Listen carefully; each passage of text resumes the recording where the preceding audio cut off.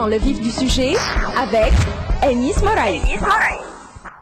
Et comme tous les mercredis matins dans le vif du sujet avec Enis Moraï. Bonjour Enis. Bonjour Afef. Alors ce matin on a le plaisir de recevoir M. Selim Ben Abdeslam, député à l'Assemblée nationale constituante, député Tekatolban, plutôt ancien député Tekatolban, bah oui. Ça reste, hein. Ça reste. Bonjour.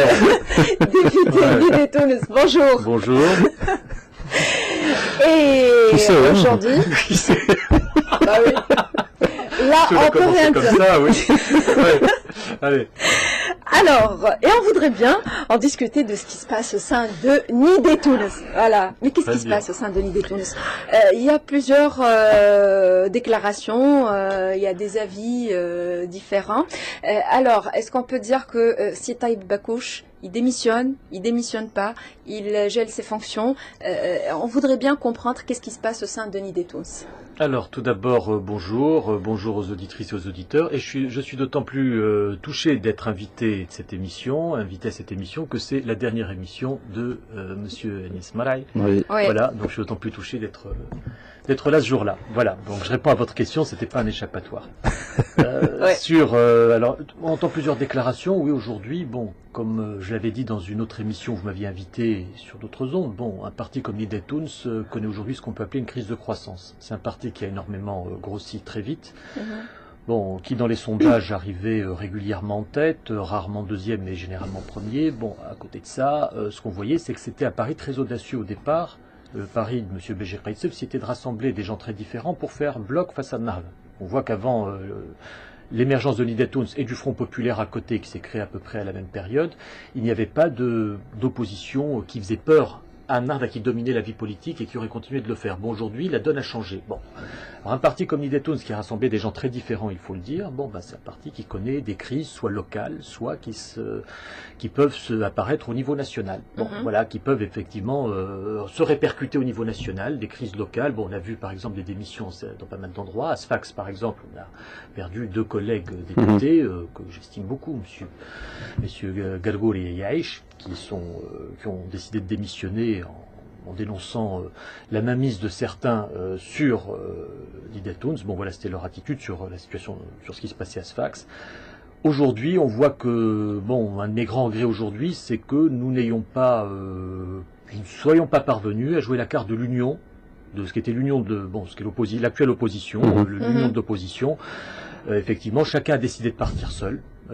Et Nidé Tunis a décidé de partir seul en disant nous pouvons effectivement amener sur nos listes, accepter sur nos listes des candidats d'autres partis à condition qu'ils rentrent sur les listes. Est-ce que c'était plausible, le sigle est connu alors qu'un autre sigle ne pourra pas être connu. Les autres partis ont chacun décidé d'être seuls. On apprend que le parti Affaire Tunis décide de partir seul, que le Massar décide de partir seul. Oui, mais après coup. On n'a rien retenu, on n'a retenu aucune leçon du 23 octobre parce que toutes ces listes-là vont être viser un électorat qui est assez similaire, un électorat soit anti-Ennahda, soit mécontent, soit même des gens qui ont voté Ennahda mais qui sont mécontents du bilan de Ennahda et qui aujourd'hui veulent une alternative. Donc c'est à peu près les mêmes électeurs que vont se disputer un peu toutes ces listes qui, si elles avaient été unies, auraient pu aller plus loin. Et ça, effectivement, c'est un des éléments qui a créé un malaise. Il y a aussi des problèmes de personnes, on s'en cache pas, on va pas jouer dans la langue de bois. Tout le monde a suivi la crise qui a eu lieu il y a quelques mois au sein de Nidé Tunis avec la nomination de M. Hafez Qaïd Sebsi à un poste de responsabilité qui était un poste, le poste de coordination des structures, qui est quand même un poste extrêmement important.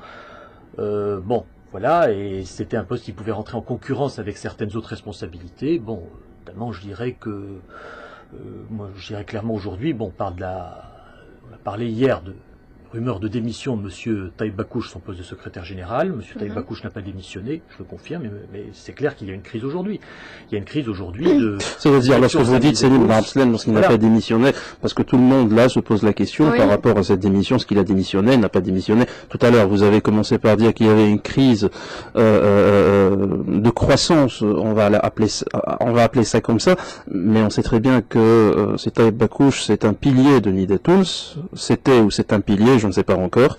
Le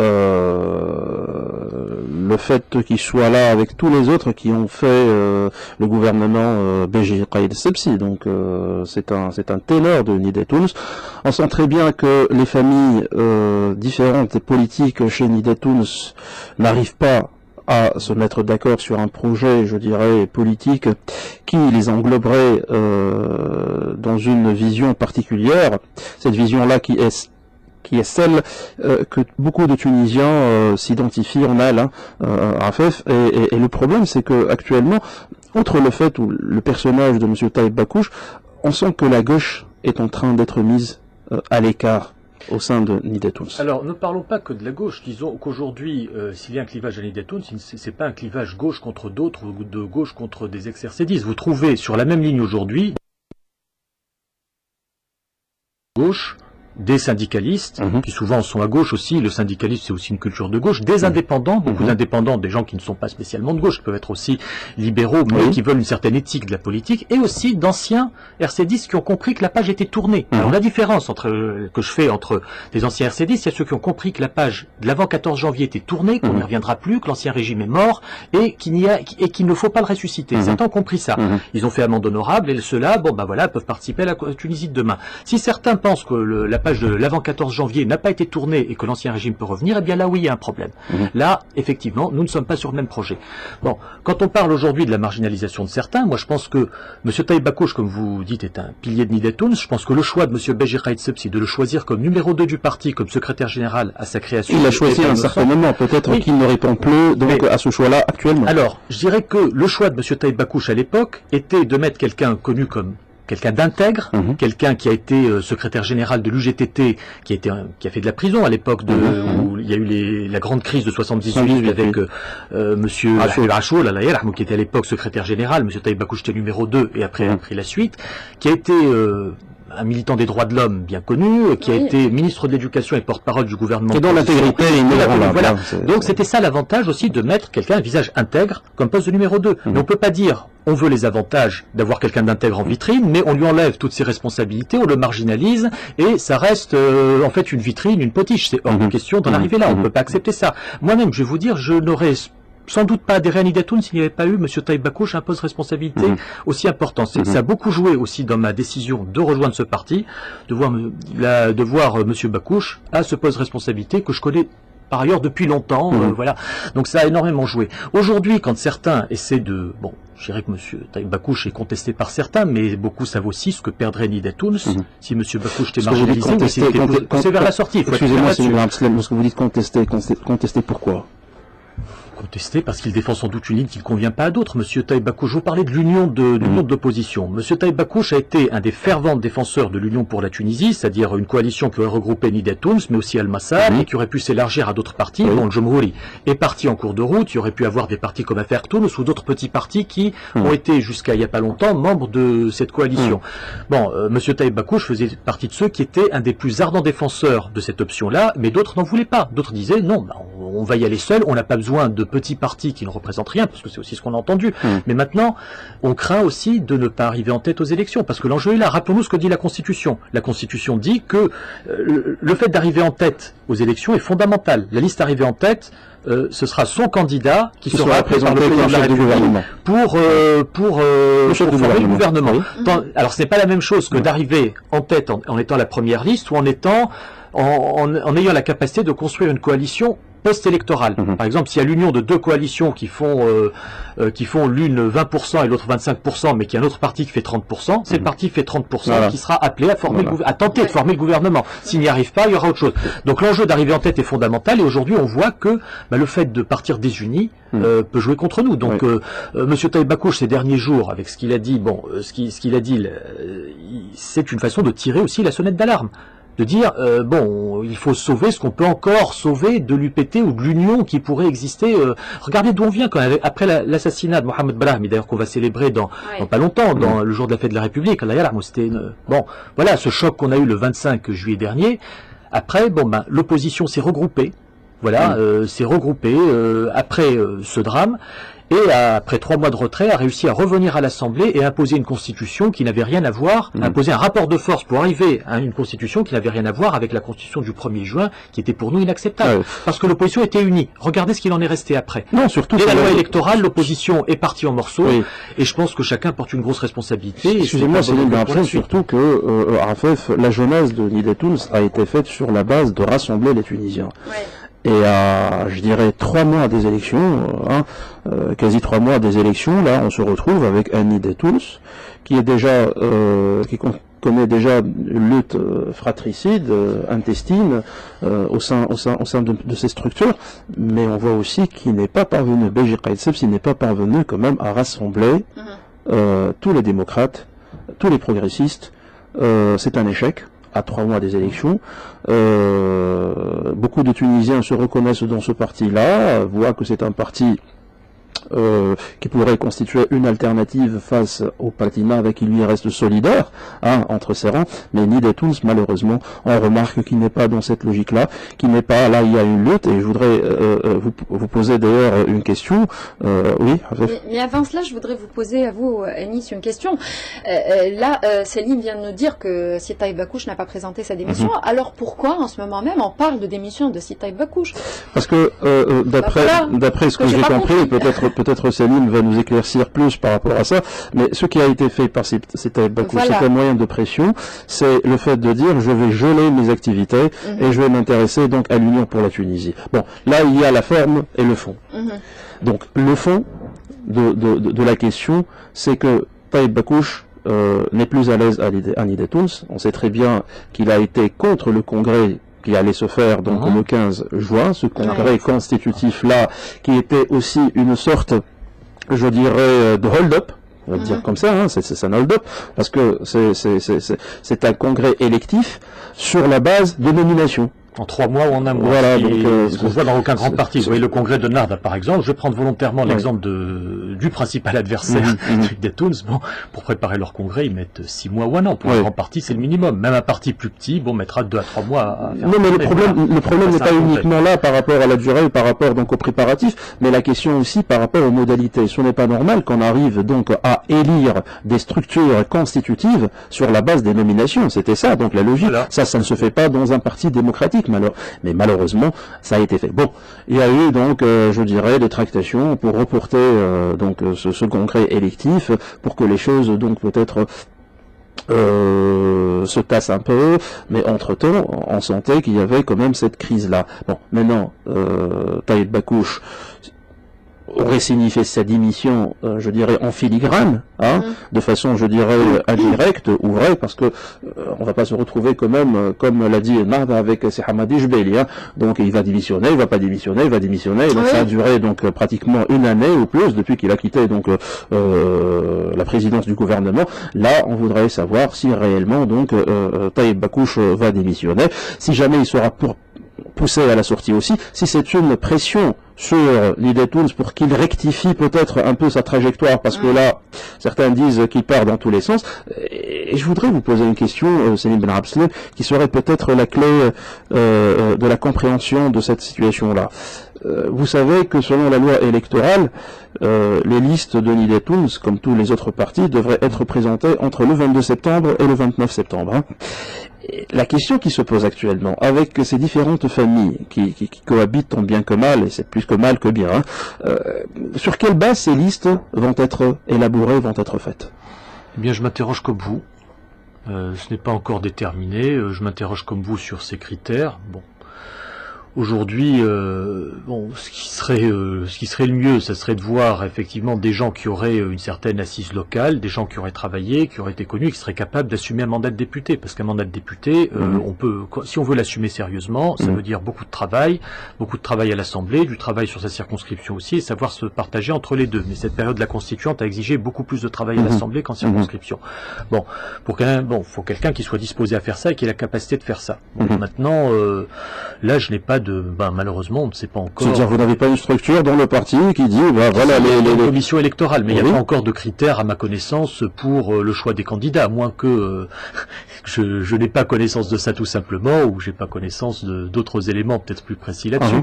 Mais ce que je veux dire aussi, en dehors des listes, l'important pour un parti comme Nidetouns, c'est d'apparaître comme rassembleur, pas comme diviseur, d'apparaître comme un parti qui représente une certaine éthique. Bon, ben là, on peut pas représenter une certaine éthique si on a des personnes à la moralité contestable à l'intérieur du parti. Je parle, bon, surtout quand faut pas oublier que le pays a connu une révolution, c'est quelque chose de très important, et que la page du passé doit être tournée, et c'est un parti qui ne peut pas fonctionner non plus sur le népotisme. Voilà, on n'est pas dans la famille Bush comme aux États-Unis, où voilà, ça ne peut pas être ça non plus. Je remarque aussi, Afef, et on le dit pas souvent, mais c'est une remarque que je trouve assez pertinente, la non-exclusion donc des RCDistes dans la loi électorale a été un cadeau empoisonné. Qu'a fait Nahda à Nida Tounes. Alors, je m'explique. Vous savez... En quoi consiste d'abord ce projet, cette loi? Non, mais dans la loi électorale, on s'était mis d'accord à un certain moment que les RCDistes, les anciens RCDistes, ceux qui avaient donc une responsabilité au sein du parti du déchu, ceux qui ont gouverné, ne devraient pas donc se présenter. On a tous, quelque part, été contre, Taïb Bakouch notamment, Kamel Mourjen, tous ceux qui étaient... je dirais, proches de cette mouvance destourienne, de cette mouvance RCDiste, ont été contre. Ils ont crié donc à la discrimination totale par rapport à cette loi électorale. Et ben, Nahda, fine tacticienne, je dirais, parce que c'est en train elle est en train de montrer cela à plus d'un titre. Bah, elle leur a dit, écoutez, on va pas aller dans l'exclusion des RCDistes dans la loi électorale, de telle sorte que ces gens-là peuvent se présenter aux élections. Et lorsqu'on connaît très bien la jeunesse de Nida Tounes, parce que nous l'avons suivi depuis donc la naissance de Nida Tounes, on sait très bien que les familles qui cohabitent ensemble ont été amenées pour des raisons diverses. Il y a celui qui est venu pour embellir, donc je dirais Taïb Bakouch, la gauche, les syndicalistes, les indépendants, et puis il y a aussi donc la frange RCDiste qui était là aux aguets, qui attendait un peu de voir ce qui s'est passé. Une fois que Nida Tounes leur a offert le fait de se présenter, ça a été un peu donc un remue-ménage au sein, parce que je n'ai plus besoin de vous pour embellir le parti avec votre intégrité, du moment qu'il n'y a plus de plafond pour que je puisse me présenter. Et là, ça a été ce qui explique un peu le fait de mettre de côté peut-être les syndicalistes, la gauche, Taïb Bakouch, qui ne sont plus la bienvenue au sein de Nida Tounes, et maintenant on risque de se retrouver avec un parti donc complètement fait avec un RCD recyclé. Malheureusement pour la Tunisie, parce que Nida Tounes est censé être une locomotive, Béji Raïd Sebs, il a annoncé deux principes lorsqu'il a bâti ce parti-là. D'abord, c'est rassembler les Tunisiens. Comme ça, on ne va pas rassembler les Tunisiens. Et après, comme l'a dit tout à l'heure, à juste titre, Selim Ben Abdeslam, c'est le fait aussi de dire on va aux élections amoindris. Parce que beaucoup ne vont pas se reconnaître dans un parti qui risquerait d'englober les anciens de l'ancien régime, je dirais, et non des personnes, je dirais, intègres. Pourquoi j'ai posé la question à Selim Ben Abdeslam? Parce que maintenant, tout va se jouer sur la base des listes électorales. C'est ça, je dirais, le fond de l'histoire. C'est ça, je dirais, le fond de commerce de Nida Tounes. Qui va se présenter sur les listes électorales? Est-ce que ce sont les anciens RCDistes qui vont se présenter chacun dans sa circonscription? Est-ce qu'on va laisser de côté, enfin, est-ce qu'on va réserver un peu donc de listes, des têtes de liste à la gauche? Sur quelle base on va essayer de présenter ces listes-là? C'est le blackout total, on ne sait pas encore, et malheureusement pour Nida Tounes, et malheureusement pour la Tunisie. Voilà. Alors, on va marquer une courte pause, et puis on se retrouve tout de suite après, toujours dans le vif du sujet. Dans le vif du sujet, avec Enis Moraï. Et dans le vif du sujet avec Anis Moraï, continue toujours sur RTCI, toujours avec notre invité Selim Ben Abdeslam, élu à l'Assemblée nationale constituant député Nida Tounes. Bonjour. Rebonjour. Encore une fois, bienvenue. Anis Moraï, on passe à notre second sujet pour aujourd'hui, et la loi antiterroriste. Oui, tout à fait. Donc, il y a un projet de loi contre le terrorisme et le blanchiment d'argent, hein, c'est ça la terminologie exacte donc de ce projet de loi-là, qui est est en train d'être discuté au sein de plusieurs commissions, la commission des libertés, CELIM, commission de la législation générale, les deux commissions travaillent conjointement. Et c'est un projet de loi très important pour la Tunisie. Je voudrais juste rappeler un truc important à Afef.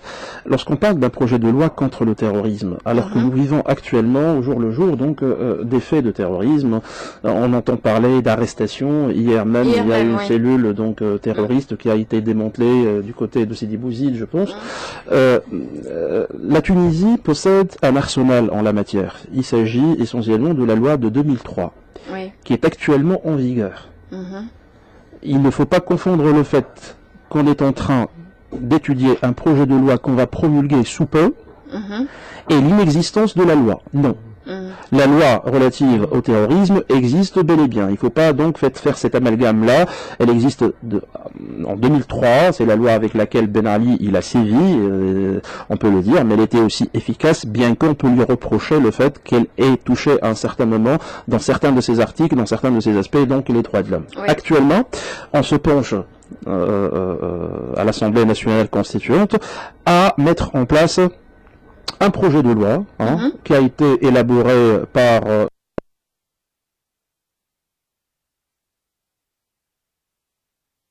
le ministère de la Justice et de la Justice transitionnelle, et qui a été donc avancé aux députés qui sont en train donc de le lire. Une fois que ce projet de loi-là arrive en fin d'étude, là, il sera promulgué pour abroger la loi de 2003 et entrer en vigueur. Là, le problème qui se pose actuellement... justement, j'allais vous poser la question, quel est le problème? Le problème qui se pose actuellement, c'est qu'il y a deux, je dirais, éléments qui sont aux antipodes dans cette loi-là. Est-ce qu'on doit combattre le terrorisme ou on doit garantir aux terroristes aussi donc les éléments d'une, je dirais, des droits de l'homme? C'est ça, c'est-à-dire, on va essayer, c'est très difficile, parce que lorsqu'on parle de combattre le terrorisme, il est très difficile aussi de respecter les droits de l'homme. Et je dirais, l'idéologie qui existe au sein donc de l'Assemblée nationale constituante, il y a des gens qui disent non, on doit combattre le terrorisme sans un droit de regard sur les droits de l'homme pour des terroristes et qui ne nous considèrent pas comme des humains finalement, parce qu'ils posent des bombes là où ils passent, ils peuvent tuer donc des milliers et des milliers de gens sans scrupules, et les autres qui disent, et ça c'est le parti Nada, non, il faudrait donc leur donner le minimum donc de garantie, après tout ce sont des humains. Voilà. Là, Salim Ben Abdeslam, où nous en sommes par rapport à cette loi-là, par rapport à ces tractations donc qui se passent au sein de ces commissions? Merci de me poser la question sur cette loi. Ce sera peut-être plus intéressant que le sujet précédent. Je ne sais-on jamais. C'est aux électeurs de juger, aux auditeurs. Oui, mais les électeurs aussi savent très bien. Ils doivent savoir aussi qu'est-ce qui se fait avec le parti qui voudrait donc. Très important. Voilà. Mais bon. Donc maintenant sur cette loi. Cette loi antiterroriste, comme vous le disiez très justement, il n'y a pas de vide juridique aujourd'hui en Tunisie. Les lois de 2003 qui a été adoptée sous l'ère Ben Ali, comme d'ailleurs toutes les lois de l'ancien régime qui n'ont pas été abrogées, restent en vigueur. Ça, les gens doivent savoir. On a des lois qui restent, on a tous les codes qui restent, qui continuent de s'appliquer. Alors ensuite, il y a peut-être une façon de les appliquer qui ne sera peut-être pas la même façon que sous l'ancien régime, une façon à ne pas porter atteinte aux droits de l'homme ou pas permettre certaines dérives, certaines entraves aux droits qui existent. Ou les ailes du juge. Voilà, donc il y a une façon différente de les appliquer. Cela dit, la réforme de cette loi était nécessaire sur plusieurs points. Bon, je vous en donne quelques-uns. Bon, cette loi de 2003, on a dit que c'était une loi qui permettait de pourchasser des opposants. Et c'est vrai qu'elle a pu servir à ça. Par exemple, quand vous avez une définition du terrorisme, comme dans cette loi, dans cette définition, vous pouviez considérer comme un acte terroriste toute atteinte à la sécurité ou à la stabilité de l'État. Donc imaginez ce que c'est, c'est-à-dire un mouvement à vocation de revendication sociale, peut tourner, syndical, pourrait être considéré comme un acte terroriste. Comme un acte terroriste, s'il atteint un certain degré de violence, des affrontements, voilà, la qualification pour arriver à ça. Mais bien sûr, un juge qui fait son travail sérieusement et consciencieusement, ne va pas appliquer immédiatement la qualification terroriste à un acte comme celui-là. Donc on va voir tous les éléments, voir s'il y a la définition de terrorisme ou pas. D'où l'importance de la définition. Alors, vous voyez que dans certaines... C'est aussi que c'est pas facile de définir le terrorisme. C'est pas facile. Voilà. Alors certains vous diront, il n'y a pas de définition. C'est faux. Ceux qui disent généralement ça, et ceux qui ne veulent pas de loi antiterroriste, qui ne veulent ni de la loi de 2003, ni d'une autre loi, et qui disent, bon ben voilà, ceux que vous citiez certains qui sont là pour dire, qui découvrent en quelque sorte les droits de l'homme dans leur version la plus large, à l'occasion de la loi antiterroriste. Et qui étaient contre lors de l'adoption de la Constitution. Les mêmes qui ont voté parfois contre l'universalité des droits de l'homme, et qui étaient pour limiter la liberté d'expression, surtout quand ça touchait au sacré, limiter le droit de grève, limiter la liberté de création, la liberté artistique, tout ça, Et maintenant, certains découvrent les droits de l'homme dans l'acception la plus large. Voilà, c'est nouveau, mais bon. Et là, on dit que la loi antiterroriste est une loi non seulement qui ne sert à rien, mais une loi répressive, qui porterait atteinte à la liberté d'expression, la liberté d'action. Faut être sérieux là-dessus. Aujourd'hui, tout pays qui fait face au phénomène terroriste a besoin d'un arsenal juridique qui lui permette de lutter contre ça. Je vous donne un exemple très précis. Vous parliez de terroristes qui ont été arrêtés. Et je vois beaucoup de gens qui s'étonnent parfois que les terroristes soient relâchés, pas des terroristes, des gens qui sont présumés, des suspects qui soient relâchés très rapidement, et ensuite on les rattrape à nouveau, ou on les voit commettre un attentat ou commettre quelque chose. Alors si on les a pas retenus, c'est que pendant la période où ils pouvaient être retenus en garde à vue, ou en détention provisoire, la période où le juge doit trouver des preuves pour justifier leur maintien en détention, eh bien il n'en a pas trouvé, il a été obligé de les relâcher. Aujourd'hui, c'est quelque chose qui manque dans le projet de loi qui a été présenté. Il y a des choses nouvelles qui sont très intéressantes et qui sont nécessaires, je pense, dans ce projet de loi. C'est-à-dire, en parenthèse, si ce projet de loi n'était pas adopté à la majorité de 109 voix, on en resterait à la loi de 2003. Il faut être clair, il n'y aura pas de vide juridique. Bon, maintenant, dans ce projet de loi, il y a beaucoup de choses intéressantes sur la définition de certains crimes terroristes qui n'existaient pas avant, sur le blanchiment. Il y a des choses intéressantes dans le sens desquelles... Il y a aussi le retour à la peine de mort. Non, justement, ça a été enlevé. Il y a eu le texte qui a été imprimé avait la peine de mort, mais ça a été enlevé pour la question de l'extradition. Parce que ce qu'il faut savoir, là je m'éloigne du sujet, mais je vais y revenir puisque vous posez la question. Si, par exemple, imaginez qu'un terroriste qui a sévi en Tunisie, un Tunisien ou un étranger, est attrapé dans un autre pays, en Europe ou au Canada, des pays qui ont aboli la peine de mort, mais qui dans leur loi interne, n'extradent pas des personnes vers des pays qui utilisent la peine de mort, parce que eux l'ont abolie et considèrent qu'elle ne doit pas être appliquée. Donc imaginez qu'un Tunisien ou quelqu'un d'une autre nationalité ait été arrêté en Europe ou au Canada ou en Australie, dans ces pays-là, eh bien il ne sera jamais extradé en Tunisie. La demande d'extradition demandée par la Tunisie pour qu'il soit jugé en Tunisie et qu'il purge sa peine de prison en Tunisie, pour que les familles aient aussi, les familles de victimes aient aussi le droit à un procès, eh bien ça ne sera pas possible. Même si nous observons depuis quelque temps un moratoire sur la peine de mort. Oui, il y a un moratoire, mais disons qu'un moratoire ça peut reprendre à n'importe quel moment. Donc un pays qui a aboli la peine de mort n'extradera pas vers un pays qui a encore la peine de mort dans sa loi. Voilà, faut être clair là-dessus. Maintenant je reviens à vous dire, je vous donne un exemple très précis pour que les auditeurs comprennent pourquoi il faut changer cette loi. Par exemple, quand je vous disais, quand on attrape quelqu'un qui est soupçonné de terrorisme et qu'on le relâche. Beaucoup de gens s'en étonnent et après on les retrouve à faire préparer un acte terroriste ou le commettre et on se dit pourquoi est-ce qu'on les a relâchés. Alors, faut voir que la durée de garde à vue dans la loi actuelle est de 72 heures renouvelable une fois. C'est-à-dire 6 jours. 6 jours en tout et pour tout. Et dans le projet de loi actuel, et je pense que c'est un manque très important, il n'y a pas de durée spécifique pour la durée de garde à vue. Or, tous les pays qui ont un arsenal de lutte antiterroriste prévoient, en cas de terrorisme, une durée de garde à vue plus importante que pour les infractions de droit commun. Pour les investigations. Je donne quelques exemples. Je prends l'exemple en France, par exemple, où il y a quand même des moyens d'enquête beaucoup plus importants que ce qu'on a en Tunisie, c'est 96 jours x 2, c'est-à-dire 4 jours x 2, c'est-à-dire 8 jours. En Algérie, l'Algérie a quand même fait face au terrorisme pendant plus de 10 ans, il faut le rappeler. C'est 2 fois 12 jours, 12 jours renouvelables. Voilà, sur motivation, c'est ça. Et nous avons reçu Madame Kaltoum Kanou il y a la semaine dernière, qui est ancienne présidente de l'association des magistrats tunisiennes et qui est venue en tant que représentante de la... Qui se présente aux élections présidentielles par ailleurs. Se présente aux élections présidentielles, on lui souhaite bonne chance. Mais à côté de ça, elle venait en tant que représentante de la Commission internationale des juristes, la CIJ. Et elle a clairement dit, nous en tant que magistrats, nous ne pouvons pas faire un travail d'investigation suffisant dans une durée de 2 fois 3 jours. En 6 jours maximum. Nous n'avons pas les moyens de le faire, le temps de prendre connaissance du dossier, nous n'avons pas les moyens de le faire, donc il faut une durée plus longue. On va pas accuser Madame Kaltoum Kanou d'être contre les droits de l'homme. Toute sa vie, elle a défendu les droits de l'homme, elle s'est battue contre le régime de Ben Ali courageusement et parfois de manière téméraire. Ça lui en a coûté d'ailleurs pour sa carrière et sur le plan personnel aussi. Voilà, c'est quelqu'un qui est conscient de l'importance de la défense des droits de l'homme, mais qui est conscient aussi qu'en matière terroriste, il faut des durées exceptionnelles. Elle a dit, on lui a demandé la durée, elle a dit ça ne doit pas dépasser un mois. mois. Donc voilà, c'est quand même quelqu'un qui vous dit, pour une investigation en matière terrorisme, il faut quand même une durée plus importante. Alors, du moment où le prévenu, c'est-à-dire le prévenu, c'est la personne qui est soupçonnée ou accusée, bénéficie des droits constitutionnels auxquels on ne peut pas toucher, je ne vois pas pourquoi le maintien en garde à vue ou en détention provisoire plus long poserait problème. Oui. Du moment que vous avez droit, du moment que la torture est interdite, ça c'est la Constitution. Bon, il faut les moyens de le prouver, éviter que ça se pratique dans les commissariats. Bon, du moment que vous avez droit à un procès équitable, mais c'est à la phase du procès, c'est après. Pendant la garde à vue, c'est l'enquête.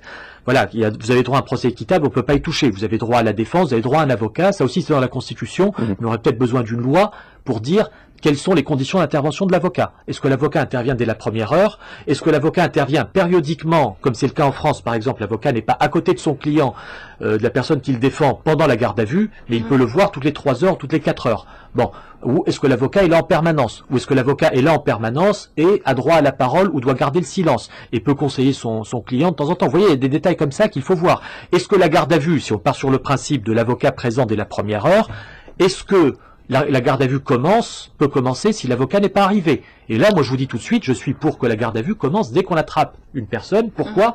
Parce que parfois, c'est une question, en matière terroriste, c'est une question d'heures, voire de minutes. Ouais. Voilà, il faut interroger la personne tout de suite et sur place, avec les moyens les plus efficaces, parce qu'on ne peut pas attendre. Alors, s'il faut attendre que l'avocat arrive, si quelqu'un dit, je vous prends un cas pratique, si on dit, la garde à vue ne commence pas tant que l'avocat n'est pas là.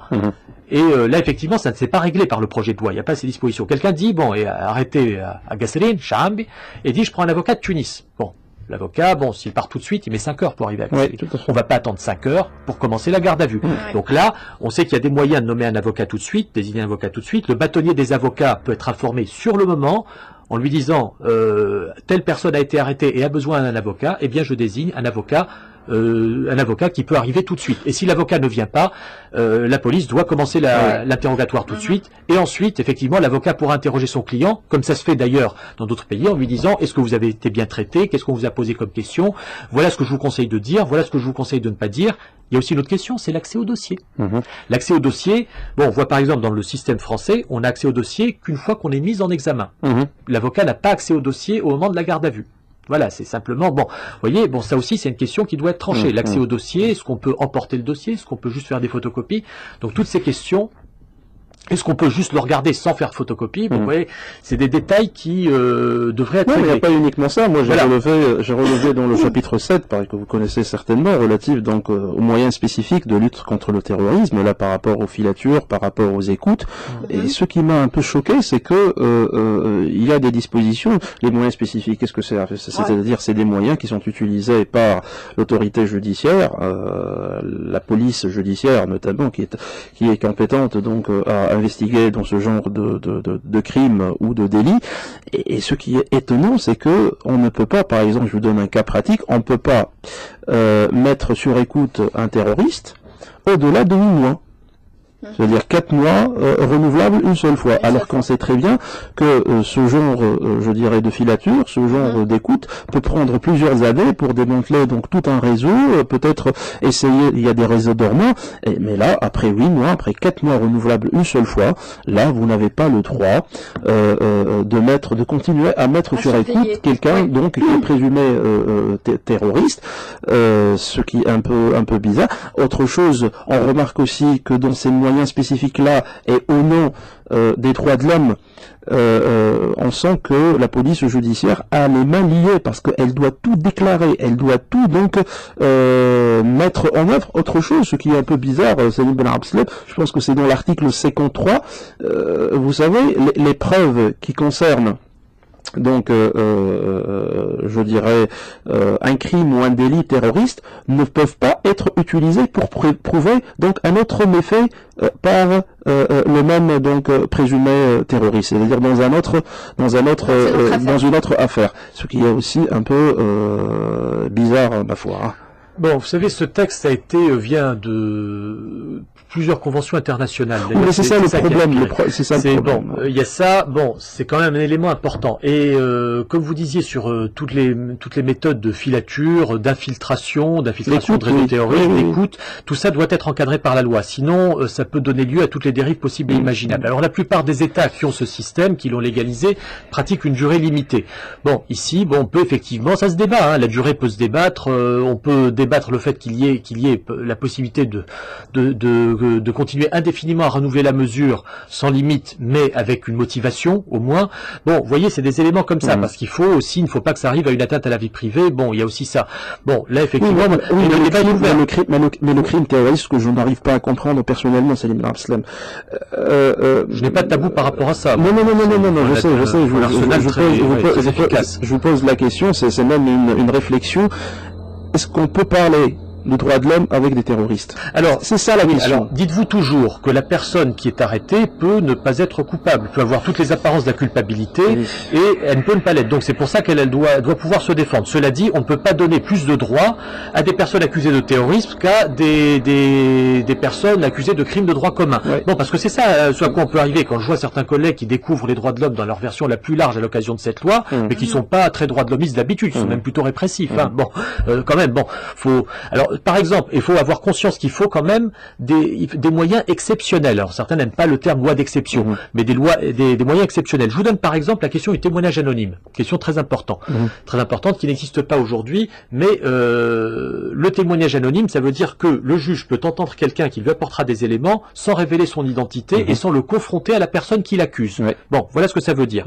Alors c'est ce qui est pratiqué par exemple en matière de lutte contre la mafia en Italie, de lutte contre la grande criminalité, où on sait très bien que s'il n'y a pas le témoignage anonyme, eh bien, il n'y aura plus de témoins. Oui. Voilà. Alors, pourquoi? Il y a deux types de témoins. Vous avez le témoin qui est appelé par le juge d'instruction à témoigner. Celui-là, il ne peut pas se dérober, il est obligé de venir et de témoigner, sinon c'est une infraction pénale de ne pas répondre à l'invitation d'un juge pour témoigner.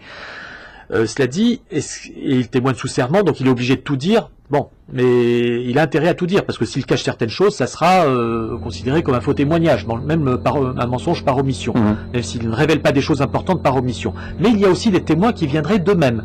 Alors attention, ça, le cas est tout à fait différent. C'est-à-dire des gens qui n'auraient pas été appelés par le juge, que le juge n'aurait pas pensé à appeler, et qui d'eux-mêmes qui sont venus donner leur témoignage. Voilà, viendraient donner leur témoignage en disant j'ai vu certaines choses, j'ai entendu certaines choses, je sais certaines choses et je vais vous les dire.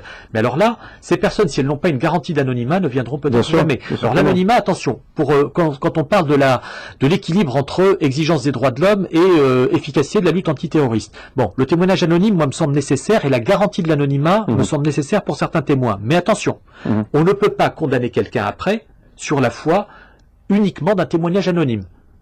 Voilà, parce qu'un témoignage, dans ce cas-là, c'est la porte ouverte à tout. Il y a des investigations après. Non, mais ce que je veux dire, c'est que si le seul élément pour accuser une personne au terme d'une procédure est un témoignage anonyme, d'ailleurs même sur peut-être un début de preuve, ça. Mais bon, un début de preuve, comme vous dites, pas une preuve complète. C'est-à-dire, à quoi sert un témoignage anonyme dans la plupart des pays qui l'ont instauré? Ça sert à donner au juge d'instruction, au juge de l'enquête, les moyens d'orienter son enquête vers là où le témoin leur a dit d'aller. Il a dit j'ai vu certaines choses, je sais que telle personne est impliquée, voilà, mais bon, ok. Je trouve qu'actuellement, le ministère de l'Intérieur demande aux gens donc qui louent des maisons de demander des cartes d'identité, et si jamais ils soupçonnent, je dirais, un déplacement, ils soupçonnent une activité anormale, donc qu'ils viennent dire ça à la police. Ça sert, voilà, vous voyez, ça sert à orienter l'enquête du juge, le juge mène l'enquête, et s'il trouve d'autres éléments, c'est sur la foi de ces éléments que la personne mise en cause pourrait être accusée. Et là, on dira, bah, heureusement qu'il y avait ce témoignage anonyme, parce que grâce à ce témoignage anonyme, on a pu trouver d'autres éléments et prouver qu'une personne avait une implication terroriste. Par contre, si le témoignage anonyme à lui seul permet d'accuser la personne et qu'il se révèle être un faux témoignage, bon, ben, c'est la porte ouverte à tout. Même si le témoin qui peut témoigner avec garantie d'anonymat, c'est-à-dire de non-confrontation avec la personne qui l'accuse, bon, c'est à quoi il s'expose s'il présente un faux témoignage. Donc voilà, l'équilibre est dans ce sens-là, dans cette loi. Bon, mais il y a certains qui vous diront, le témoignage anonyme est une abomination, il n'en faut pas, il faut absolument la confrontation, mais ils ne se rendent pas compte parfois que dans ce cas-là, vous risquez de vous priver, de rendre impossible des témoignages dans des secteurs aussi dangereux que la lutte antiterroriste, la lutte anti-mafia ou la grande criminalité. Et je sais que le projet de loi comporte 130 articles, vous en êtes à quel article actuellement? Ouf, ça n'avance pas très bien, donc là on doit dire qu'on doit être à l'article 13, celui sur la définition du terrorisme. Oui. Alors, il faut dire qu'on a la méthode de travail a été, on a examiné tous les articles. Déjà, on a fait une première lecture sur tous les articles où on a pris toutes les remarques et toutes les propositions des députés sur chaque article. Maintenant, dans une deuxième lecture, c'est comme ça qu'on procède habituellement en commission, on débat des propositions. Bon, bien sûr, il ne faut pas refaire le débat sur chaque article. Bon, c'est là, si on veut aller vite, bon, avec la loi de finances qui arrive aussi, c'est la loi de finances complémentaire. C'est pour cela que vous avez annulé votre vacances au Parlement. Voilà, une semaine, mais ça, on pouvait s'y attendre. Vous savez, vu comment fonctionne l'ANC, moi, bon, quand on me dit qu'on sera en vacances ou qu'on aura séance tel jour, j'attends jusqu'au dernier moment pour savoir. Hein. Malheureusement, bon, là, on aurait pu être un peu plus organisé, mais ça, bon, malheureusement, là, on n'a pas progressé sur ce plan-là. Alors, dans le vif du sujet, prend fin à Nice, n'est-ce pas? C'est la dernière aujourd'hui? Oui, aujourd'hui c'est la dernière. Bon, c'est comme ça, tout a une fin.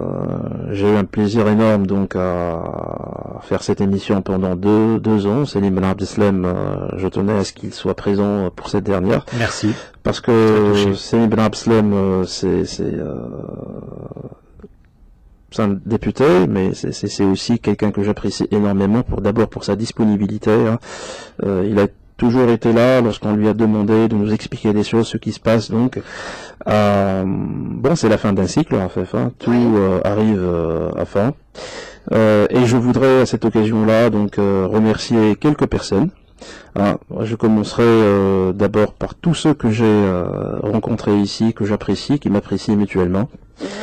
Et puis donc aussi à une fidèle auditrice qui me suit toujours, qui suit l'émission, qui nous suit toujours, c'est Marie-Claire Benantman. Oui, on salue d'ailleurs. On salue à tous nos auditeurs, à toutes nos auditrices. Et puis, franchement, moi, avant de finir, je voudrais te rendre hommage. À toi. Ouais. Merci. Non, attendez. Vous avez été toujours là pour moi.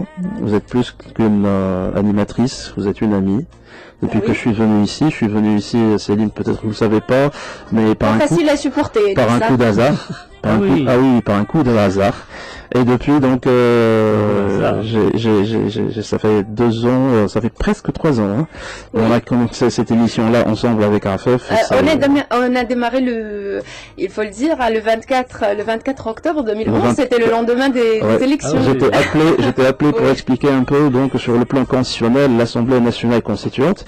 Et depuis donc, c'était une aventure très très intéressante avec RTCI qui reste dans le cœur, bien entendu. L'institution, bien entendu. Et puis voilà, donc tout a une fin, peut-être un jour. On va dire ce n'est qu'un au revoir. Peut-être bien. Et je salue donc tous ceux qui ont fait que cette émission réussisse. Je sais que vous êtes beaucoup à suivre cette émission-là.